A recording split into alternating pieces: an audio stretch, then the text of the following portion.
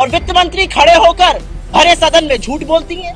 उनके सांसद कहते हैं कि फ्री फंड का खाना गरीब आदमी खा रहे हैं। एक सांसद महोदय बहुत लंबी चौड़ी पढ़ाई करी, उन्होंने वो कहते हैं महंगाई कहीं दिख ही नहीं रही है। महोदया खुद कह देती है जी लहसुन प्याज तो मैं खाती नहीं हूँ, बाकी आगे की बात कर लीजिए। अभी 2 दिन पहले एक डेटा आया, 6.77% रिटेल इन्फ्लेशन है। भाजपा के चरण चुंबकों ने अपनी पीठ ठोकी और कहा देखिए 7.1 से गिरकर 6.7 आ गया है। 10 महीने से, पिछले 10 महीने से लगातार रिटेल इन्फ्लेशन जो आरबीआई ने लिमिट सेट करी है 2 से 4% और 6% ज्यादा से ज्यादा जा सकता है, उसके बाहर रह रहा है। ये लिमिट एमपीसी की पार्लियामेंट के कानून द्वारा सेट हुई है। तो इस बात का जवाब फाइनेंस मिनिस्ट्री देगी, इस बात का जवाब निर्मला सीतारमण जी देंगी, इस बात का जवाब प्रधानमंत्री मोदी देंगे या ठीकरा आरबीआई पर फोड़ देंगे, ये अपने आप में एक बहुत बड़ा सवाल है। 10 महीने हो गए और लगातार इन्फ्लेशन 6% से ऊपर रह रहा है, ये पहली बात है। और उसमें अगर आप फूड इन्फ्लेशन को देखिए, जो खाने के सामानों में वृद्धि हो रही है, चाहे वो आटा, गेहूं, चावल, जो अब खबर आई है कि इसके दाम दुगने हो रहे हैं। आप सिर्फ ये देखिए, जो खाने का तेल है वो 70 रुपए से 220 हो गया है, आटा जो है वो 22 से 40 हो गया है, पीने वाला दूध 35 से 60 पहुंच गया है। हम कौन से डिबेट की बात करें? क्या ये मुद्दे नहीं है इस देश के? मोदी जी कहते थे पकौड़ा तलो नौकरी के नाम पर, पकौड़े तलने वाला तेल आपने 70 से 220 कर दिया और जिस गैस पे तला जाता वो 410 से 1200 पे बिक रही है। और सुई पटक सन्नाटा है सरकार, पिन ड्रॉप साइलेंस। अगर आप महंगाई की बात कर लीजिए, वो भी देश हित में आपकी जेबें हल्की करी जा रही है। तो ये महंगाई, और जब उनसे आप बात करिए तो फिजूल की बातें आपको सुनने को मिलती है। एक आपको सुनने को मिलता है कि ऐसा है अमेरिका और यूके में भी बहुत महंगाई है। उसका 2 ही जवाब है। अमेरिका में परचेजिंग पावर पैरिटी, आम व्यक्ति की तनख्वाह, आम व्यक्ति की खरीदने की शक्ति हिंदुस्तान से 15 गुना ज्यादा है। तो जब हमारे देश में गरीब लोग और हुए हैं, आय कम हुई है, नौकरी खत्म हुई है, तो महंगाई की मार और जबर पड़ रही है। तो अमेरिका से और यूके से जो लोग अपने आप को कंपेयर करते हैं, उनको ये भी ज्ञात होना चाहिए कि अमेरिका में जो इन्फ्लेशन है वो इस वजह से आया क्योंकि कोविड काल के दौरान वहां की सरकार ने लोगों के हाथ में पैसा दिया और कहा कि आपका उपभोग बंद ना हो, आपकी नौकरी खत्म ना हो, आपका व्यवसाय चलता रहे, और इस वजह से इन्फ्लेशन आया। हमारे यहाँ तो इन्फ्लेशन आने का सिर्फ और सिर्फ एक कारण है और वो है मुनाफाखोरी।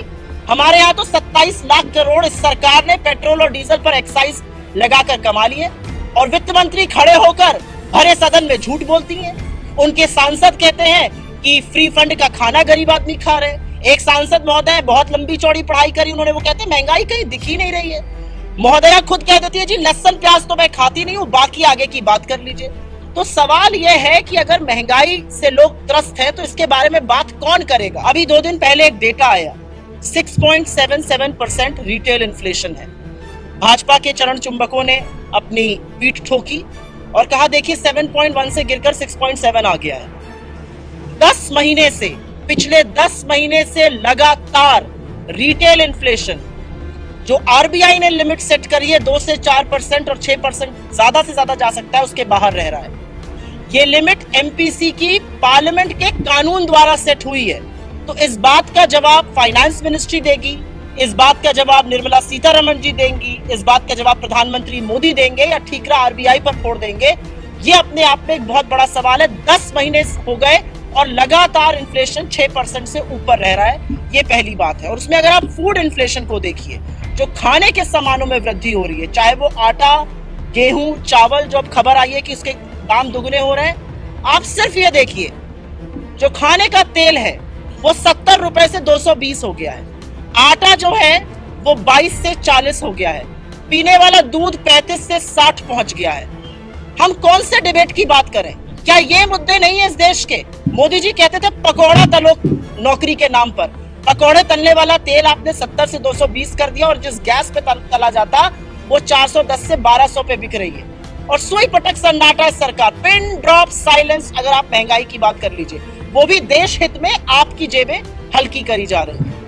तो ये महंगाई, और जब उनसे आप बात करिए तो फिजूल की बातें आपको सुनने को मिलती है। एक आपको सुनने को मिलता है कि ऐसा है अमेरिका और यूके में भी बहुत महंगाई है। उसका 2 ही जवाब है। अमेरिका में परचेजिंग पावर पैरिटी, आम व्यक्ति व्यक्ति की तनख्वाह आम व्यक्ति की खरीदने की शक्ति हिंदुस्तान से 15 गुना ज्यादा है।